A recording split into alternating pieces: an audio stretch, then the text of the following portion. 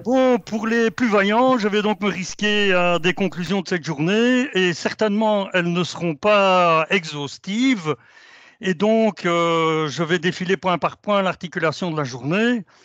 Dans son introduction, Monsieur le ministre Borsu a souligné la nécessité de développer des systèmes et filières qui répondent aux attentes de la société et du contrat vert pour l'Europe, mais qui soient également rémunérateurs pour l'agriculteur et qui puissent amener de la résilience face au contexte climatique et économique en constante évolution. Monsieur Messiaen, lui, a mis en avant les avantages de la diversification, mais surtout le fait que les stratégies à mettre en œuvre sont spécifiques si l'on veut pouvoir gérer les compromis entre performance économique, environnementale et sociale des systèmes. Il n'est pas envisageable de développer des solutions passe-partout. Cela nécessite dès lors de sortir de l'approche prescriptive et d'accompagner localement les acteurs et surtout de les équiper afin qu'ils puissent ajuster continuellement leurs pratiques en lien avec l'évolution des conditions pédoclimatiques et socio-économiques, et ce en incluant l'évolution des demandes de l'aval. Une forte évolution des modes d'interaction entre recherche, développement, agriculteurs, acteurs des filières et territoires doit dès lors avoir lieu. Ah ben mince. Ça va mieux, ça reste. Mais on est avec toujours le titre, mais enfin, ça va peut-être venir, parce que moi, il y a un délai avec mon voisin. J'ai une deux, moi. Vous êtes au point 2, favoriser une diversité spatiale par les associations de variétés ou d'espèces Oui, lorsqu'un... Oui, enfin, c'est en tout bon. cas, oui, il arrive, voilà. Dans ce cadre-là, M. Ellenbosch a mis en avant le développement des systèmes d'évaluation des variétés afin de répondre aux attentes des utilisateurs finaux. À quand une évaluation variétale spécifique à chaque espèce pour traiter des formes de diversification autres que l'introduction de nouvelles cultures, telles que les cultures en association? Ces cultures en association ont été illustrées par Benoît Gillin, Morgane Campion et Adeline Lefebvre, représentant un levier qui apporte de la résilience au système, notamment pour faire face aux évolutions du climat et aux pressions des maladies, tout en réduisant l'empreinte environnementale des productions. Comme l'a illustré Daniel Jammer, la diversification offre différents leviers pour aller vers des systèmes permettant de réduire travail du sol et utilisation des intrants. Il confirme néanmoins l'importance du cadre socio-économique au-delà du contexte pédoclimatique dans le choix des itinéraires mis en œuvre. La diversification n'étant pas une fin en soi, mais bien un levier pour accompagner la transition agroécologique des systèmes agraires. Les différentes interventions de la matinée soulignent l'importance du développement de l'aval pour la mise en œuvre des stratégies de diversification. Vous avez notamment eu des exemples de valorisation, notamment leur déploiement de filières de froment panifiables, les associations culturelles qui permettent d'augmenter la teneur en protéines de la céréale et de valoriser le poids qui lui est associé dans l'industrie du fractionnement, ou la mise en place d'une toute nouvelle filière, en tout cas pour la Belgique, notamment par l'exemple du blé dur. Mais au-delà du marché, des dynamiques telles que celles développées par Farming for Climate permettent d'accompagner et de soutenir les transitions vers des systèmes agroalimentaires plus agroécologiques.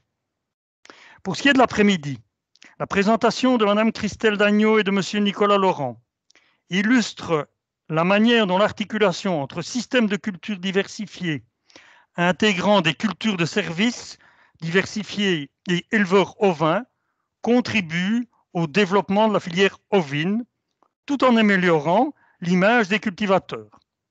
Les différentes questions posées par ce système sont explorées dans le cadre d'essais factoriels en exploitation.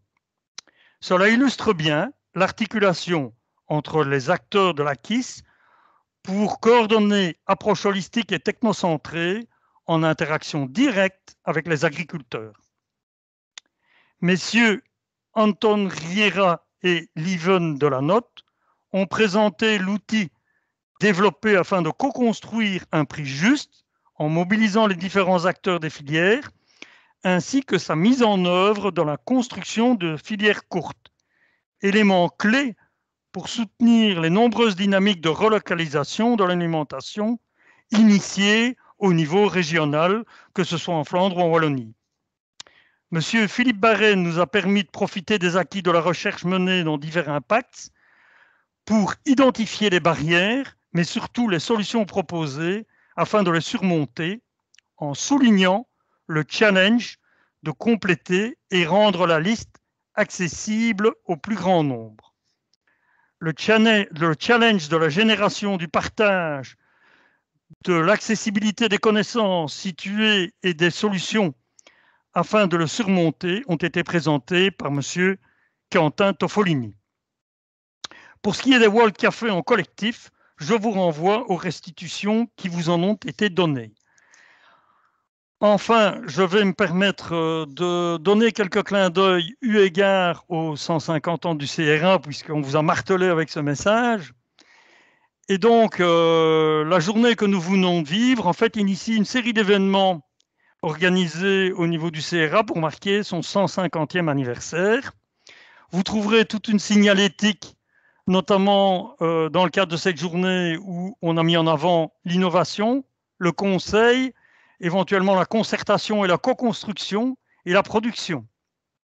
Je vais me permettre aussi de faire un parallélisme avec mon lointain prédécesseur, qui a été le premier directeur du CRAW.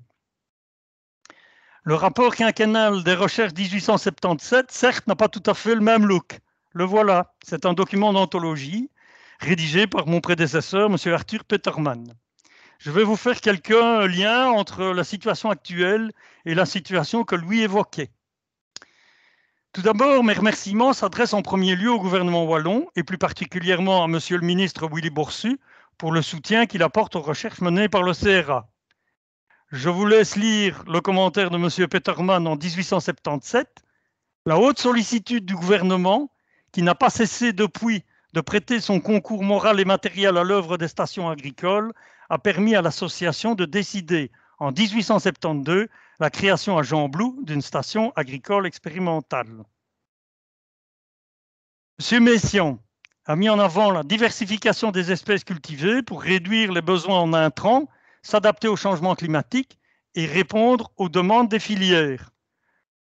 Mon prédécesseur a mis en avant que dans le programme des recherches de la station agricole, nous avons inscrit l'étude de l'influence du mode de culture, époque des semailles, rapprochement, butage, choix des semences sur le rendement et la composition de la betterave à sucre.